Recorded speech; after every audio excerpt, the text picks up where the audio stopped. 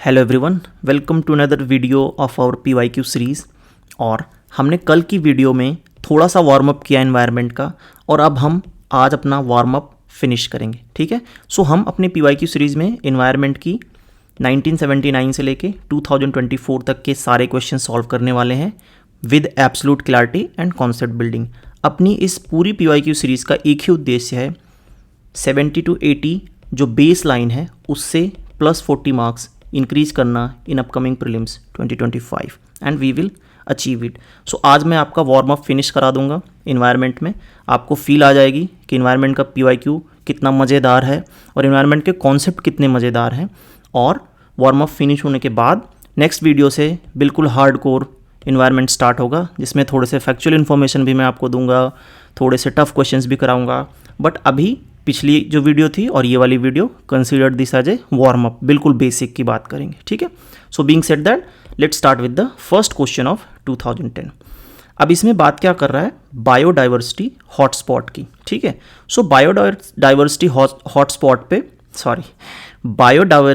Hotspot पे कम से कम 4 से 5 क्वेश्चंस आ चुके हैं पिछले 10 साल में। ठीक है, सो ये इंपॉर्टेंट बन जाता है। तो हम पहले बायोडाइवर्सिटी हॉटस्पॉट का बेसिक्स देखते हैं और सिर्फ देखेंगे नहीं, रट के आएंगे। चलो, बायोडाइवर्सिटी हॉटस्पॉट क्या है? नॉर्मन मेयर और कंजर्वेशन इंटरनेशनल ये करके 2 एंटिटीज़ हैं। इन्होंने बायोडाइवर्सिटी हॉटस्पॉट का कॉन्सेप्ट दिया हुआ था। इसके 2 कंडीशन होते हैं। कितने? 2, 3 नहीं, 2।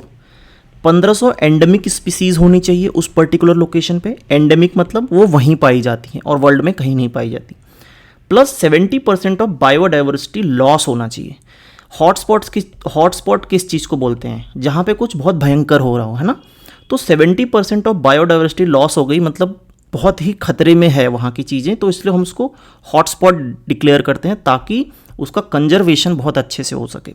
अच्छा देखो, इन दोनों ने मिलके वर्ल्ड में बहुत सारे बायोडाइवर्सिटी हॉटस्पॉट दिए हुए हैं, बट वर्ल्ड के सारे के बारे में नहीं जानना है। सिर्फ इंडिया में जो 4 हैं उनके बारे में पढ़ेंगे। ठीक है, इंडिया के 4 कौन कौन से हैं? पहला अपना हिमालय, ये हो गया। ठीक है, पूरा हिमालयन रीजन। उसके बाद है इंडो बर्मा, ये इंडिया है, इधर अपनी बर्मा की प्लेट है ना, तो इसको इंडो बर्मा प्लेट बोलते हैं। तो पूरा नॉर्थ ईस्ट का जो रीजन हो गया उसको इंडो बर्मा नाम दिया गया है। ठीक है, ये नाम हमने नहीं दिया है, ये नाम इन्होंने दिया है। ठीक, नेक्स्ट है सुंडालैंड। सुंडालैंड जो अपना ये अंडमान निकोबार का पूरा आइलैंड वाला ग्रुप है, उसको हम सुंडालैंड बोलेंगे। फिर अपना प्यारा वेस्टर्न घाट, और श्रीलंका भी इसी में आ रहा है। ठीक है, ये देखो छोटा सा जो वेस्टर्न घाट और श्रीलंका है, ये अपने यहाँ का हॉटेस्ट है। हॉटेस्ट मतलब सबसे ज़्यादा खतरा इस पे है। हॉटेस्ट मतलब ये नहीं बहुत अच्छा है, हॉटेस्ट मतलब सबसे ज़्यादा खतरा इस पे है। ठीक है, ये 4 चीज़ें हमने पढ़ ली। क्या? 1500 एंडेमिक स्पीसीज, 70% लॉस हो गया है, और अपने यहाँ 4 हैं, एक हिमालय, दूसरा इंडो बर्मा, एक ये सुंडालैंड, एक ये वेस्टर्न घाट। ठीक, चलो ये बिल्कुल आपको याद रखना है। नेक्स्ट क्वेश्चन, अब क्वेश्चन सॉल्व करते हैं। क्या पूछ रहा है? Consider the following statement, biodiversity hotspot are located only in tropical region. देखो, जब हम बायोडाइवर्सिटी हॉटस्पॉट के रीजन्स पढ़ रहे थे तो उसमें क्या था कि एंडेमिक होने चाहिए प्लस बायोडाइवर्सिटी लॉस होनी चाहिए। ये कहीं नहीं दिया था कि सिर्फ ट्रॉपिकल में हो सकते हैं या सब ट्रॉपिकल में। सो this will be wrong. Next, India has 4 biodiversity hotspot, eastern Himalayan, western Himalayan, western Ghat and Andaman Nicobar. देखो, ईस्टर्न हिमालयन, वेस्टर्न हिमालयन नहीं है, सिर्फ हिमालयन ही करके है ना। हिमालयन का कोई बाइफर्केशन नहीं दिया हुआ। ये चीज़ बिल्कुल ध्यान से पढ़ना। हिमालयन मतलब उसने पूरा हिमालय ले लिया। उसके बाद इंडो बर्मा बोला है इसको, कोई ईस्टर्न वेस्टर्न करके कुछ भी नहीं है, तो ये ऑप्शन भी रॉन्ग हो जाएगा। करेक्ट कौन सा? D option, neither 1 nor 2। Next, 2010 का क्वेश्चन आया। अब इसमें बहुत ध्यान से सुनना मेरी बात। क्वेश्चन आया, consider the following regions, eastern Himalayas, eastern Mediterranean region, north western Australia. पूछ रहा है कि कौन कौन से बायोडाइवर्सिटी हॉटस्पॉट है। अब देखो, जब लेट से आप 2009 में या कभी भी आपने बायोडाइवर्सिटी हॉटस्पॉट के बारे में पढ़ा होता, तो आपने लिमिटेड इंडिया के बारे में ही पढ़ा है, आपको वर्ल्ड के तो पता नहीं है। तो अब इसमें ऑप्शन क्या आ गया? North western Australia. तो आप जब भी ना डेजर्ट पढ़ते हो फिजिकल ज्योग्राफी में, तो आप देखते हो ना कि जो ऑस्ट्रेलिया में बहुत सारे डेजर्ट हैं और सारे डेजर्ट इसी नॉर्थ वेस्टर्न पार्ट में हैं, राइट। अगर नॉर्थ वेस्टर्न पार्ट में डेजर्ट है तो बायोडाइवर्सिटी होगी कैसे यहाँ पे, ठीक है, बेसिक गेस है। अब मैं आपको ही दिखाता हूँ। ये है ना, ऐसे बनता है north east south west. North west part of Australia यही हो गया। यहीं पे Great Sandy Desert, Gibson Desert, Great Victorian Desert, मतलब जो भी बड़े डेजर्ट्स हैं वो सारे इसी पार्ट में। सो अगर यहाँ पे डेजर्ट्स पाए जा रहे हैं तो यहाँ पे बायोडाइवर्सिटी हॉटस्पॉट तो नहीं होगा, तो थर्ड कट गया, थर्ड कट गया। अब ऑप्शन 1 एंड 2 में कन्फ्यूजन हो सकती है। देखो, अब देखो आप 50-50 पे आ गए, अच्छी बात है, ये ब्लेसिंग होती है एग्जाम में अगर आप 50-50 पे पहुंच गए तो, ठीक है। मैं हमेशा एज ए स्टूडेंट के पर्सपेक्टिव से पढ़ाता हूँ, टीचर के पर्सपेक्टिव से नहीं। अब क्या आया, ईस्टर्न हिमालयाज। आपको पता है कि हिमालयाज तो अब होगा, ठीक है, क्योंकि यहाँ पे आप प्रश्न खड़ा कर सकते हो कि आपने ये ईस्टर्न वेस्टर्न नहीं बोला था, आपने बोला था कि सिर्फ हिमालयाज होगा, ठीक है। बट अब ऑप्शन में ईस्टर्न दोनों में दिया हुआ है तो मान लो कि ईस्टर्न होगा। ईस्टर्न मेडिटेरेनियन रीजन, ठीक है, ईस्टर्न मेडिटेरेनियन रीजन मुझे नहीं पता कि ये है या नहीं है, and now you have to take your guess. ये हो भी सकता है, ये नहीं भी हो सकता है, because it is not possible that you go and learn all the 74 और I think 84 biodiversity hotspot of the world. You can't do that. So let's be practical. इसमें 50-50 पहुँच गए आप, जो उस समय आपका दिमाग आए मार के घर आ जाओ, ठीक है। बट अभी यहाँ आ गए हो तो ऑप्शन बी है, ठीक है। Eastern Mediterranean region is also a biodiversity hotspot. World में और भी हैं 2-3, जैसे अपना एंडीज़ में है, ठीक है, और अफ्रीका में जो हॉर्न ऑफ अफ्रीका है, ठीक है। मैं ये बिल्कुल नहीं कह रहा हूँ कि आपको याद करना है, यू जस्ट हैव टू एक ग्लांस ले लो। मैं क्योंकि जब ये बना रहा था तो मुझे दिख गया तो मैंने डाल दिया। चलो ठीक है, बिल्कुल प्रैक्टिकल होके आप पढ़ाई करोगे तभी आपका बर्डन कम होगा और आप अच्छा परफॉर्म कर पाओगे एग्ज़ाम में।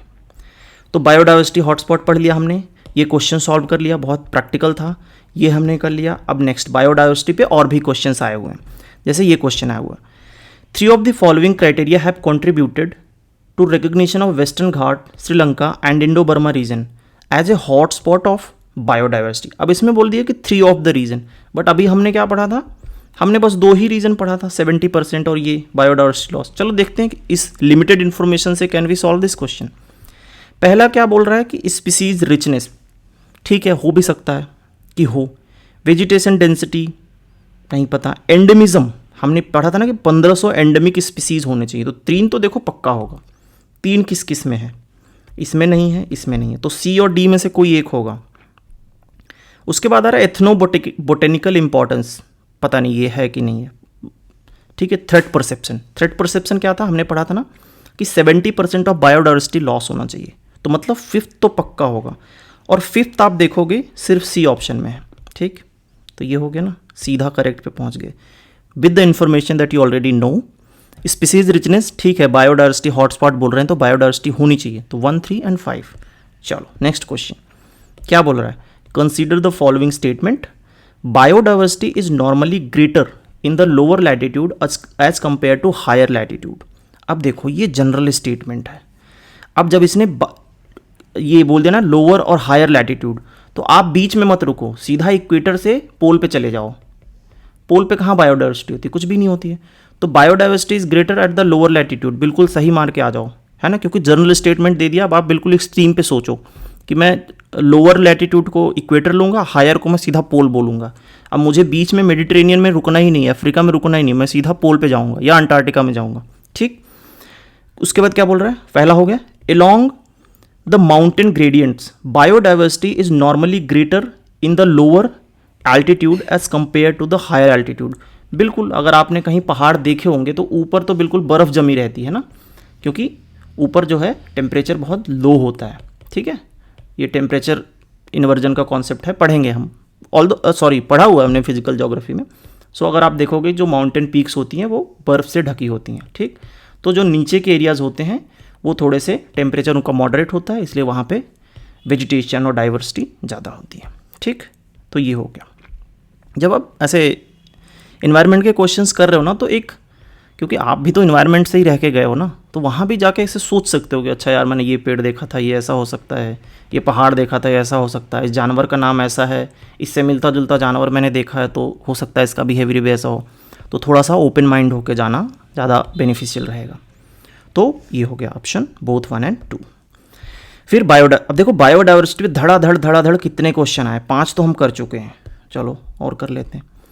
क्या बोल रहा है कि biodiversity forms the basis for human existence in the following veg. ठीक है, अपना फेवरेट क्वेश्चन आ गया, ब्रॉड पर्सपेक्टिव वाला।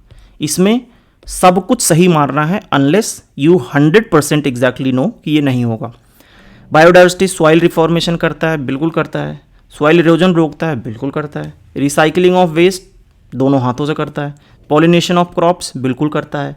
कुछ भी रखा रहे सब मार के आना है। ठीक है, तो ऑप्शन डी हो गया। ठीक है, क्योंकि बायोडाइवर्सिटी और ह्यूमन एग्जिस्टेंस कितना बड़ा टॉपिक है। याद है एक बार हम जब फिजिकल ज्योग्राफी पढ़ रहे थे उसमें आया था कि what kind of activities may have modified the earth's environment in the beginning. अरे भाई आप कुछ भी दो मैं सही मारूंगा। ठीक, तो वो माइंडसेट यहाँ पे आपका काम आएगा।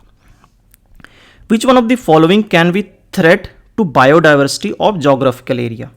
अब देखो ये क्वेश्चन कंट्रोवर्शियल है, स्पेशली मेरे लिए, मतलब इस पर डिबेट करते हैं। चलो, ग्लोबल वार्मिंग ठीक है भाई, थ्रेट है। फ्रेगमेंटेशन ऑफ हैबिटेट बिल्कुल है। इन्वेशन ऑफ एलियन स्पीसीज बिल्कुल है। प्रमोशन ऑफ वेजिटेरियनिज्म, अगर मैं आपको बोल दूं कि इससे भी बायोडाइवर्सिटी को थ्रेट हो सकता है, मैं ऐसे बहुत सारे एग्जाम्पल बना सकता हूँ, ऑल्दो अभी मुझे नहीं पता है, बट अगर if I research it enough I can find some example जहाँ पे वेजिटेरियनिज्म मतलब वेज खाना प्रमोट करने की वजह से बायोडाइवर्सिटी को लॉस हुआ है। ठीक है, कोई ना कोई रिसर्च हुई होगी, ये मुझे पता है। बट अब यहाँ पे इन्होंने जनरल सेंस में लिया है और इन्होंने वेजिटेरियनिज्म को ये बोला है कि बायोडाइवर्सिटी को हेल्प करता है। तो 1, 2 एंड 3 के केस में जाते। ऑल दो देखो एग्जाम में मैं हो सकता है 1, 2, 3, 4 भी मार देता, हो सकता है 1, 2, 3 भी मार देता, क्योंकि प्रमोशन ऑफ वेजिटेरियनिज्म ठीक है, अच्छा माना जाता है हर सेंस में, तो why not. But this is how you can think, है ना। अगर इस पर थोड़ा सा भी कॉम्प्लेक्सिटी कर देता तो आप 1, 2, 3, 4 मार सकते थे। 2013 का next question, which one of the following leaf modification occurs in the desert area to inhibit water loss. क्या बोल रहा है कि डेजर्ट एरिया में बहुत सारे पेड़ हैं और वहाँ पानी कम होता है, तो वो कुछ कुछ क्रियाकलाप करते हैं ताकि उनका वाटर लॉस कम हो जाए। अब फिर वही चीज़ आ गया, ये ब्रॉड आंसर है ना। वर्ल्ड में कितने डेजर्ट हैं, उस डेजर्ट में कितने पेड़ हैं, मुझे नहीं पता कि सारे पेड़ क्या करते हैं, है ना। अब उन्होंने बोल दिया कि वो हार्ड एंड वैक्सी लीव्स बनाते हैं, हाँ बनाते होंगे। टाइनी लीव्स और नो लीव्स बिल्कुल बनाते होंगे। थॉर्न इंस्टीड ऑफ लीव्स बिल्कुल बनाते होंगे। दे डांस इन मिडनाइट बिल्कुल करते होंगे। They do DJ party to prevent the water loss, I don't know, मैं सही मार के आऊँगा। So these kind of broad questions you always go with the all option unless you have the proof that this doesn't happen. चलो next question, which one of the following is the correct sequence of ecosystem. तो पहले तो ecosystem पढ़ेंगे, correct ecosystem of decreasing productivity, फिर productivity पढ़ेंगे। तो ecosystem क्या होता है, इकोसिस्टम क्या होता है, ठीक है।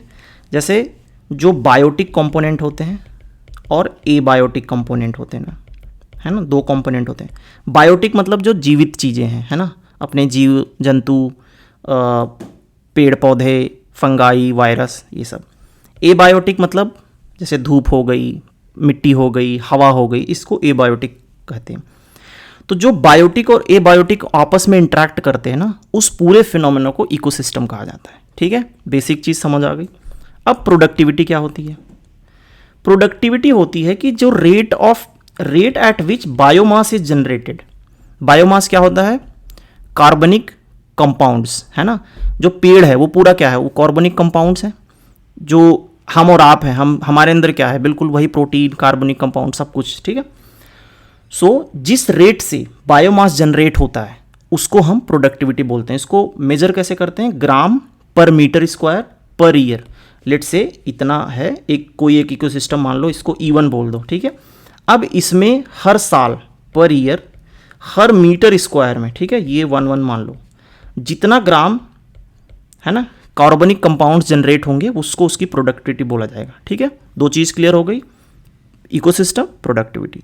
अब पूछ रहा है कि इनको डिक्रीजिंग ऑर्डर ऑफ प्रोडक्टिविटी में अरेंज कर दो। चलो आप 9:30 पे बैठे हो सुबह सुबह, पेपर में नहा धो के ये क्वेश्चन आ गया। सोचना है कि प्रोडक्टिविटी सबसे ज़्यादा किसकी हो सकती है या सबसे कम किसकी होगी। सबसे कम उसकी होगी ना जिसका एरिया बहुत ज़्यादा होगा, है ना। लेट से 10 स्पीसीज हैं, उनको आप समुद्र में छोड़ दो या उनको मैंग्रोव सिस्टम में छोड़ दो या लेक्स में छोड़ दो, है ना। तो समुद्र में तो जाके इनका पता भी नहीं चलेगा, तो इनकी प्रोडक्टिविटी ऐसा माना जाएगा बहुत कम है। तो जो समुद्र होगा ना, ओशन, उसकी प्रोडक्टिविटी सबसे कम होगी क्योंकि इसका एरिया बहुत ज़्यादा है ना, वास्ट है। तो ये जो पर मीटर स्क्वायर वाला कंपोनेंट है ये बहुत ज़्यादा हो जाएगा। तो आप देखो कि ओशन जो सबसे लास्ट में है, फिर लेक है, फिर ग्रासलैंड है, फिर मैंग्रोव्स हैं। क्योंकि देखो आप मैंग्रोव्स जो होते हैं ना बहुत घने होते हैं, है ना, बहुत लिमिटेड एरिया में जो किनारों पे ही मिलते हैं और बहुत घने होते हैं, तो उनका जो बायोमास होता है वो बहुत ज़्यादा होता है। ठीक, so this will be the correct sequence, mangroves, grassland, lakes and then सबसे कम ओशन का। ये पढ़ना डिक्रीजिंग प्रोडक्टिविटी है, आप पता चला इंक्रीजिंग मार के आ गए तो वो एक मैटर करता है ना, इसको सबसे पहले अंडरलाइन कर लो जैसे ही पेपर में दिखे। अच्छा, आप लोग को लग रहा होगा कि ये चीज़ें ये क्यों बता रहे हो, तो मुझे पता है, मैं ट्रस्ट मी, ये छोटी छोटी चीज़ें जो है ना, this is what breaks and makes your attempt. एक या दो क्वेश्चन की वजह से ही कुछ नहीं तो लाख लोग बाहर अंदर होते हैं। तो every question matters and every option matters. अब हमने 2013 के अगर इस क्वेश्चन के बारे में पढ़ लिया, तो अब प्रोडक्टिविटी को अच्छे से एक्सप्लोर कर लेते हैं। तो मैंने 3 कैटेगरी में बांट दिया इनको, high productivity, low productivity, sorry ये mid productivity and low productivity. तो जो मैंग्रोव हो गए, कोरल रीफ्स हो गई, रिवर की एस्टूरीज हो गई जहाँ पे रिवर पानी अपना डंप करती हैं, या ट्रॉपिकल रेन फॉरेस्ट होंगे, ये सब हाई प्रोडक्टिविटी है। अब देखो इनका एग्जैक्ट नंबर नहीं रटना है, बस हाई लो मीडियम का आपको एक आइडिया होना चाहिए। लो हो गया जैसे desert, we all know desert में बायोडाइवर्सिटी नहीं है तो बायोमास कहाँ होगा। ओपन ओशन, बिकॉज एरिया बहुत ज़्यादा है, इवन दो बायोडाइवर्सिटी ज़्यादा होगी, स्पीसीज ज़्यादा होंगे, बट एरिया बहुत ज़्यादा है, इसलिए इनका पर मीटर स्क्वायर वैल्यू कम आ जाएगी। मिड में जैसे अपने ग्रासलैंड हो गए, टेम्परेट फॉरेस्ट हो गए, सो इस तरह के एंटिटीज़। ठीक है, आई होप कि ये बहुत क्लियर होगा आपको। चलो नेक्स्ट क्वेश्चन करते हैं। विच one of the following is the best description of ecosystem. ऊपर पढ़ के आ रहे हैं, है ना। इकोसिस्टम क्या है? The part of earth which is inhabited by living organism. No, a community of organism together with the environment in which they live. ठीक है, अब इसमें वही 2 कंपोनेंट आ गया ना, एक ये वाला कम्युनिटी ऑफ ऑर्गेनिज्म, ये हो गया अपना बायोटिक, इन द एनवायरमेंट ये हो गया अपना एबायोटिक। ठीक है, तो ये डेफिनेशन आपको बिल्कुल क्लियर होनी चाहिए। अब देखो, जैसे अब ये इकोसिस्टम की बात कर रहे हैं, तो ये इकोसिस्टम से रिलेटेड 2-3 सिबलिंग्स हैं इसके, मतलब सिबलिंग्स मतलब इसके आसपास के वर्ड्स हैं।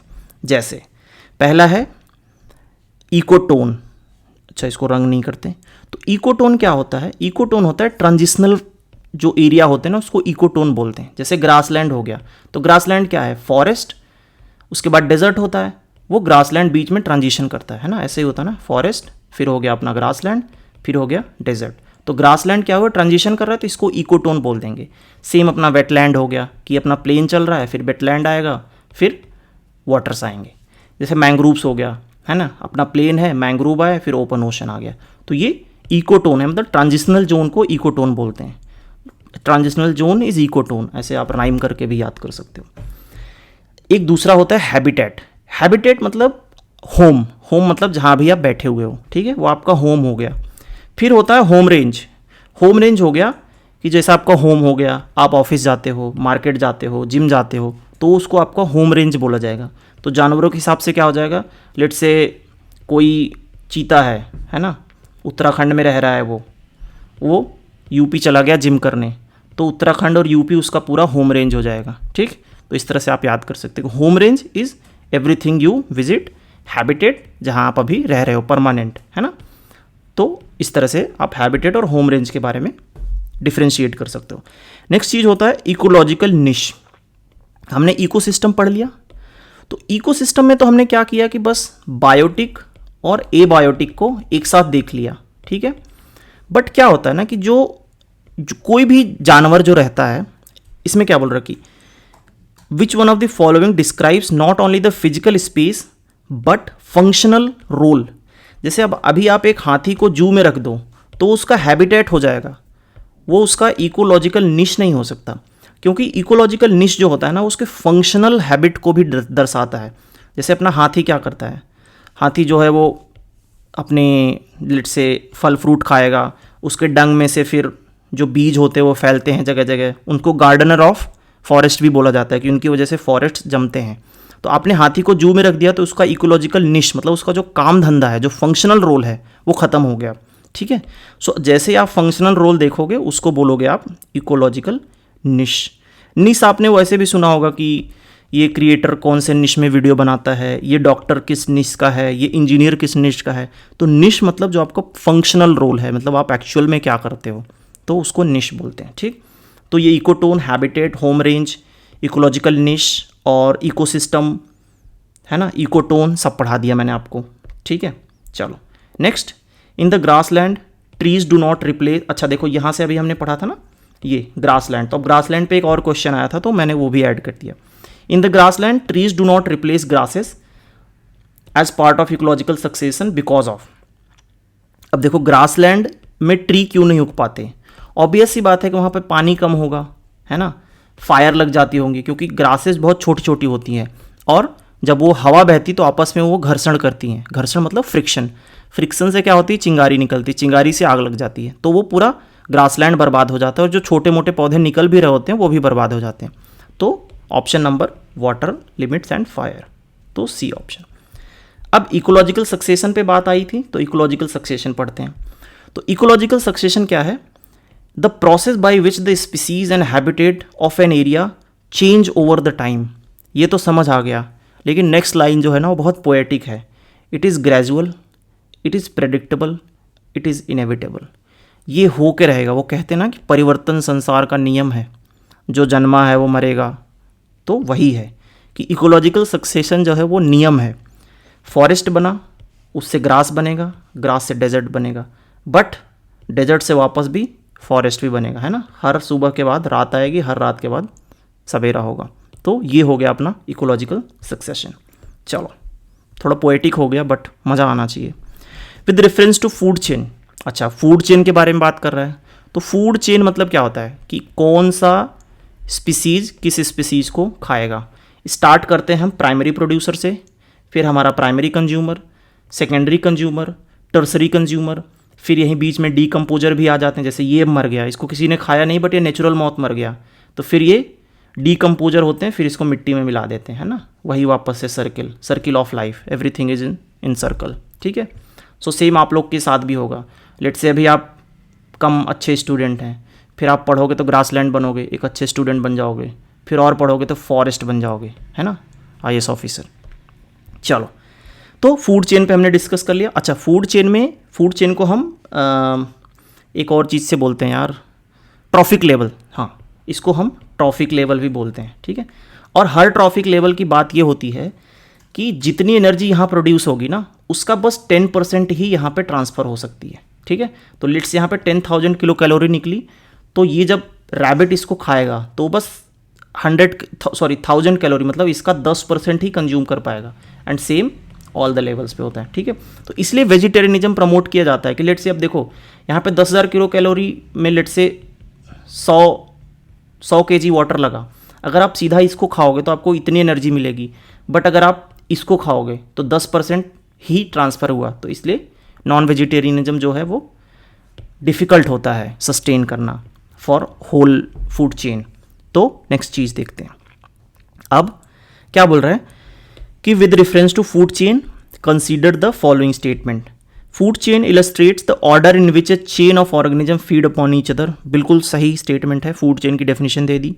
Food chain are found within the population, नहीं विद इन द पॉपुलेशन नहीं। अब देखो ये रैबिट है, ये स्नेक है, ये विद इन थोड़ी है, ये आउटसाइड पॉपुलेशन भी होता है। अब food chain illustrates the number of each organism, नहीं नंबर से कोई लेने देना नहीं है, इसका बस ये है ऑर्डर पे कि कौन किसको खाएगा। ठीक, तो option A. Next and last question मैं करा रहा हूँ आपको, क्या है, in the context of which one of the following some scientist suggest the use of cirrus cloud thinning technique and injection of sulphate aerosol in the stratosphere.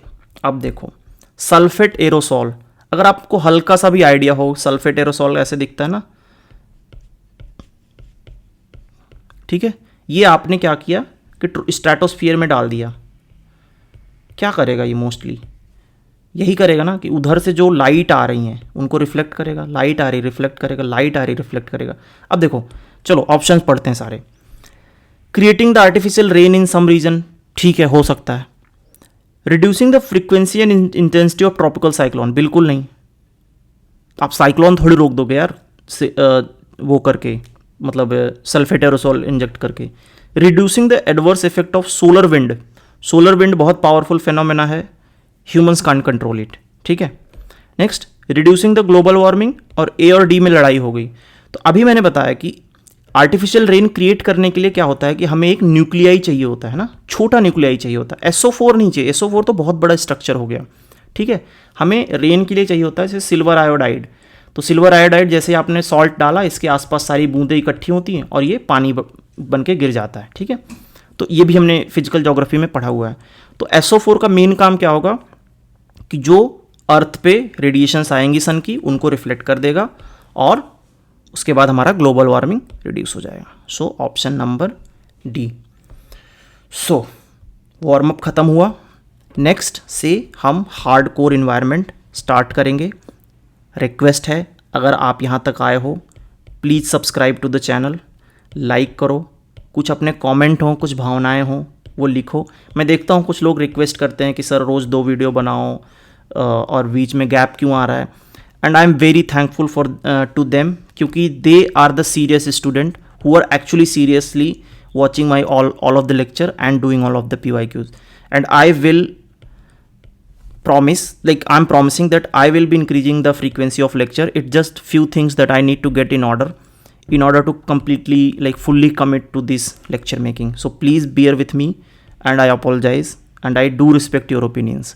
So अगर आप यहाँ तक आ गए हो तो मैं बोल चुका हूँ, सब्सक्राइब कर लो, लाइक कर दो और नेक्स्ट वीडियो में मिलो और जम के PYQ करते हैं, ठीक है। चलो bye, see you in the next one.